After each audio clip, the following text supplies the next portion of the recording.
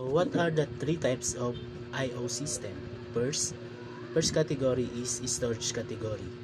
These and tapes are example of this category. Second, transmission category.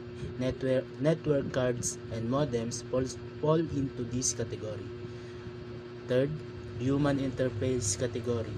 As we guess, screens, keyboards, and mic are human interface devices for input and output operations.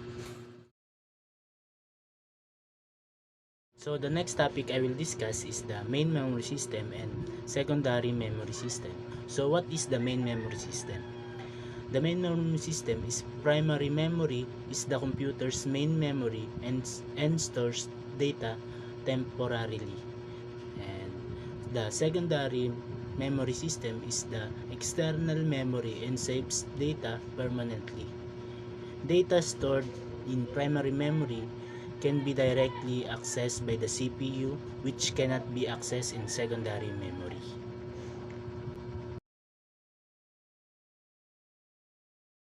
Magandang buhay! I'm John Kevin Dotilios, Section BSCPE 4101 from Besling College of the Philippines, and I will be discussing the topic ALU or Arithmetic Logic Unit. So what is ALU? An arithmetic logic unit is the part of central processing unit that carries out arithmetic and logic operations on the operands in computer instruction words. In some processors, the ALU is divided into two units, an arithmetic unit and a logic unit. Some processors contain more than one arithmetic unit. For example, one for fixed point operations and another for floating point operations. Typically, the ALU has direct input and output access to the processor controller, main memory, random access memory, or RAM in a personal computer, and input or output devices. Inputs and outputs flow along an electronic path that is called a bus. So again, I'm John Mancalandro Biochate, taking Bachelor of Science in Computer Engineering for 4101 in Besling College of the Philippines. And in this video, I will going to discuss about operating system.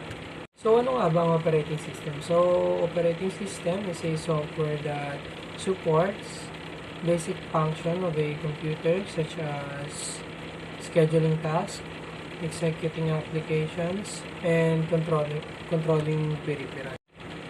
So operating system was developed at the mid-1950s, and there are different kind of operating systems for a computer. We have Windows, Linux, iOS, and etc.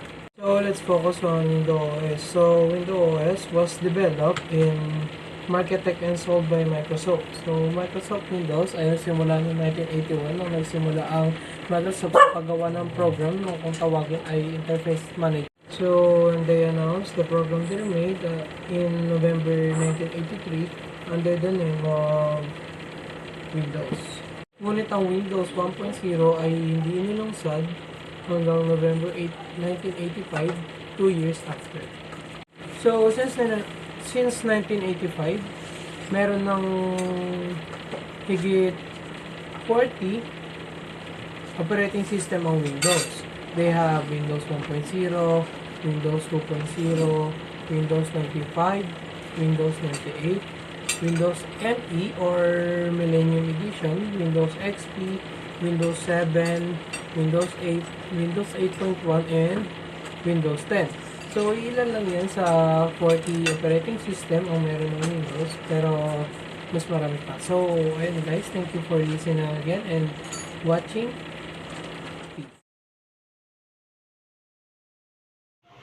Next discussion is all about system bus. So what is system bus?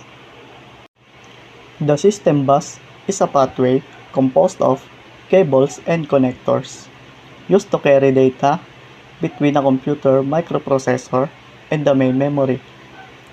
The bus provides a communication path for the data and control signals moving between the major components of the computer system. The system bus works by combining the functions of three main buses, namely the data, address, and control buses. Each of three buses has its separate characteristics and responsibilities. Magandang buhay. I am Ariel E. Rivera, BS Computer Engineering student, Section 4101 at Besling College of the Philippines. Today, I will discuss about control unit. A control unit, or CU, is a circuitry within a computer's processor that directs operations. It instructs the memory, logic unit, and both output and input devices of the computers on how to respond to the program's instructions. CPUs and GPUs are examples of devices that use control units. The control unit's job is to instruct the computer's arithmetic and logic unit memory and input and output devices on how to respond to the instructions supplied to the processor. The control unit fetches internal program instruction from the main memory to the processor instruction register, and it generates a control signal based on the content of the register to supervise the execution of this instruction. Function of control unit. It coordinates the flow of data out of, into, and between the various subunits of processors. It understands commands and instructions. It regulates the flow of data within processors. It accepts internal commands or instruction which it turns into series of control signals. It is in charge of CPU's multiple execution units, such as ALUs, data buffers, and registers. It also performs a variety of activities including fetching, decoding, handling execution, and storing results. That's all for the topic control units. Thank you. So hello guys, I'm John Michael Andrew Chate from 4101, taking Bachelor of Science in Computer Engineering in Besling College of the Philippines. So for today's video, I'm going to talk about what is RAID. So RAID is a redundant array of independent disks. So before, bago pa siya maging independent, tinatawag yung RAID na redundant array of inexpensive disks. So ngayong may background na kayo about RAID, so ngayon itatakal ko naman ang different levels of RAID. So tatlong levels na ang pag-uusapan natin: RAID 0, RAID 1, tsaka RAID 10. Since ito lang naman yung common sa mga average consumers. Pero meron pa tayong different kind of levels ng RAID. Meron tayong RAID 2, RAID 3, tsaka RAID 5. Pero di na natin siya pag-usapan dito. So, ano nga ba yung RAID 0? So, ang configuration nito ay strafing, no redundancy of data, nagbibigay siya ng magandang performance, pero walang assurance. So, meaning, pag ang isang drive mo sa RAID 0 ay nasira, mawawala lahat ng files mo na naka-store sa kabilang drive since yung RAID 0 is strafing. Kumbaga, pag nasira yung isang drive, madadami yung isa. So, nagbibigay ng mas magandang performance ang RAID 0 since dalawang drive nyo ay magpa-function, so para magpapataw lang sila. Pero since ang RAID 0 is strafing, ang downside dito is pag ang isang drive ay mag-malfunction, ang data stored dito ay masisira or madadamay din yung isa. So, ano naman ang RAID 1? Ang RAID 1 ay tinatawag ng disk mirroring. Pero ang configuration nito ay may minimum 2 drivers din na kagaya ng RAID 0. Ang pinagkaiba lang nila is yung configuration ng RAID 0 is strafing and ang configuration ng RAID 1 is mirroring. For the word mirroring, dinoduplicate niya yung data na nasa drive to another drive. So, the difference is sa RAID 0 na pag nag-malfunction yung isang drive mo, madadama isang drive.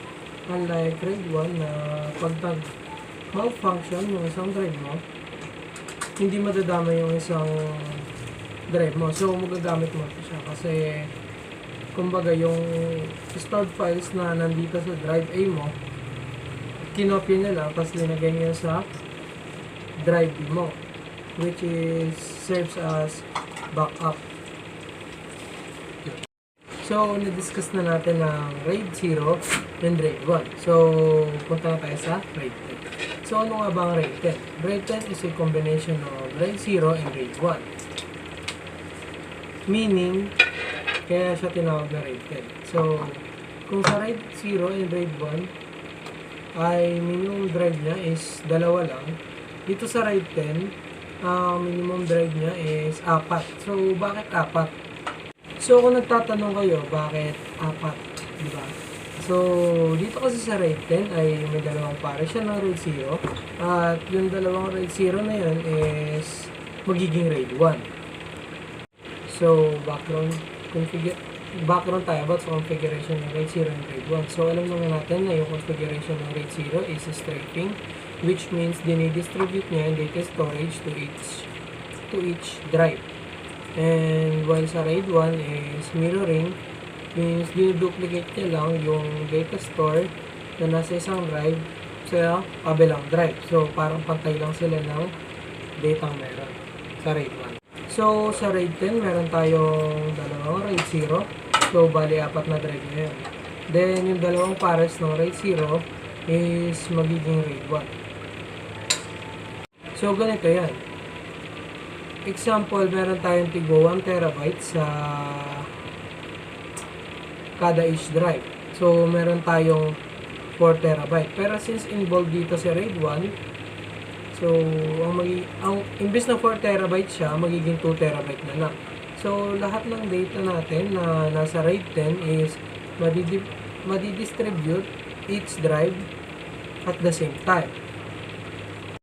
Meaning, pag nasira yung kabilang side or yung other side ng RAID 0 is okay lang kasi alam naman natin yung kung anong configuration meron yung RAID 1. So, parang kung anong meron dito sa kabilang side ng RAID 0 is maduduplicate lang siya sa kabilang RAID 0 since yung dalawang RAID 0 is composed by RAID 1.